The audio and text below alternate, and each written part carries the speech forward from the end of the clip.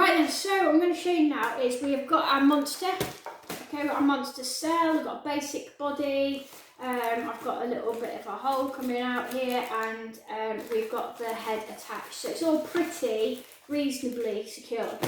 Alright, so what we're now going to do is I'm going to show you how to make the protein spikes. So you just need a piece of cardboard about this long. You can make them a bit longer if you want. That way you've got varying sizes of protein spikes like I have got here. Alright, so I've got quite a long one there, and I've got a couple of quite short ones here. Okay, so what we're going to do, just get your cardboard, fold it in half so it's nice and sturdy. If you already have sturdy cardboard, then you don't need to fold it over. And then all I'm going to do is just try and fold it in half. Okay, so it's gone from that there, quite flimsy, to a bit more strong, and then folded over so it's a bit more sturdy. Okay, and then all I'm going to do is get my roll of sellotape. You might find it easier to cut the tape first and then do it. Uses less tape as well. Okay, and the sellotape makes it even more strong. Okay, and now that'll be the spike of my the actual stem of my protein spike. So what I now need is a piece of paper and just a normal sheet of paper. Screw it up really, really loosely, and then I'm just going to attach it. So I'm going to put the spike, protein spike or stem, and just going to move the sellotape around to make sure it's reasonably secure. Alright, this can be quite rough. Try to make it so that it's not perfectly spherical, because if you actually look at the protein spikes of the COVID cell, look, and you see that they've kind of got this like cauliflower kind of style over them, and none of them are the same kind of shape. So that's what we want with our protein spikes. Alright, these little bits sticking up are quite good. Alright, so as I say, all ready. Okay, with all of my protein spikes ready to attach. Alright, so that's that done. What I will quickly do is show you how to make some eyelids, because if you decide to then add a tail, or as this Bletchling has got here, you can add some wings to it, and you can even add some of these little legs popping off if you want, if you don't want those to be protein spikes. We can also add in some teeth and even a tongue. You can do all of this with the same cardboard principle as I'm going to show you with the cardboard over the top of these eyes. Okay, so I'll demonstrate the cardboard eyelids and show you how to attach the protein spikes so that it's easy, and then I'll leave you to kind of let your imagination go wild with all of the different bits of cardboard, and tomorrow I will show you what I add. Okay, so first things first, get yourself some cardboard. Now what you can do is you can draw the shape of the eyelids if you want. I'm not going to. I quite like my monster to be a bit dysfunctional. Alright, so all I'm going to do is just cut out some very basic semicircles, and they are going to form my eyelids. Okay, if you want your monster to be evil, make sure that the eyelids go diagonal, okay, like that. Alright, and then that will automatically make your monster evil. Alright, so I'll just use this one as a template. Just basically, be careful when you're cutting things out, of course. Okay, and I'll just break it up. So I'm making it all curvy with my fingers, so I'm kind of sculpting the card.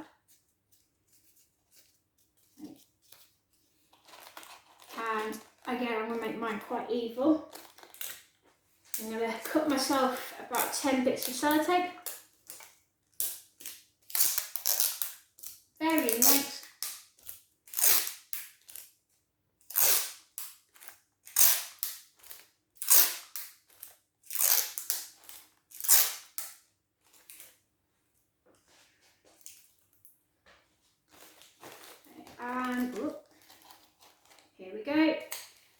going to start attaching them. Remember, at this point, they need to be held in place. Okay, but they don't need to be, you don't need to completely coat the monster in sellotape. You just don't need to. Okay, the paper mache flower will do that for you.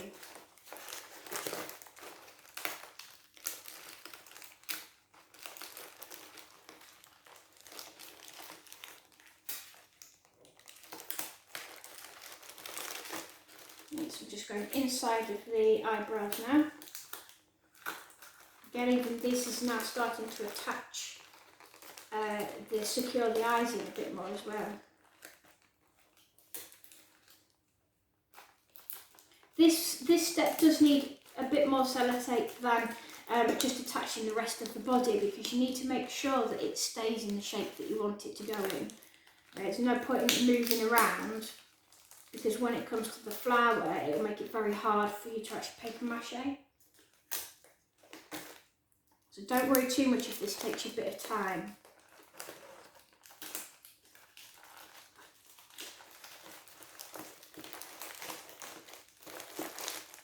Okay, that's one on.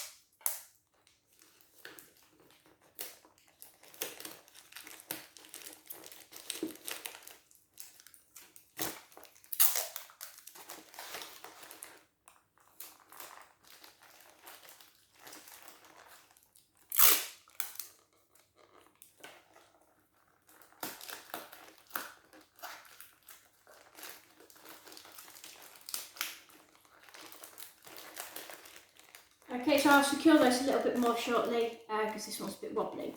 Alright, and I'm going to try and bend this, and I'm even going to try and cut that edge off a little bit more just to make it look a little bit more even. Okay, what I'm also going to do is, before we add the protein spikes, we should get a bit more paper and screw that up into the ball, because inside of these eyes here I would like there to be a very small pupil. So I'm just going to sellotape a piece of newspaper together so that it doesn't come apart when I push it in. And all I'm going to do is slot that inside. You don't have to add those if you don't want to. You could just leave them as black hollows. Completely up to you. I mean, you're probably building a completely different monster to me, but if you have built your eyes like that, you can add these in. Alright, we don't need to sellotape those in because, as you can see, they are quite secure, and when we do the flower and water paper mache, you'll be able to see them. Okay, so let's get some eyelids attached. You can even add ones to the bottom if you want. We can even add some toenails using the card. That would look quite funky. But what I'm going to show you now is just how to attach the protein spikes. What I do is I use the creases inside of the model, inside the paper. I use those to help secure the protein spikes in place. All right, there's two ways that we will secure the protein spikes, and the first one is with sellotape. But the second one is the most important one, and we will use the paper mache to build a secure base to it. All right, so then it actually sticks onto the model. All right, so we don't need to go crazy with the sellotape here. We just need to make sure, like the card, they are secure.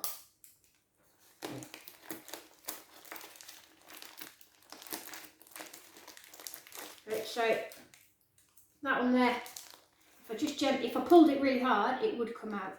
Alright, but it is secure enough for me to now use the flour and the water, or the paper mache if you've got glue at home, alright, to improve that, alright, to secure that more. Alright, so have a little play with what bits you can add onto your model. Say toenails. Yeah, don't worry about any lumps and bumps and textures. See, like my bletchling here, it's got all these kind of lumps and textures over the top of it. We do that with the flour and water and paper mache. Alright, so we only want to kind of do the most obvious structural elements to it. Alright, play around with the card. Don't go too fine. Don't try and go too crazy. What I'm trying to say is don't try and make things too intricate with the cardboard, because it makes it very, very, very hard for you to add the paper mache flour water over the top.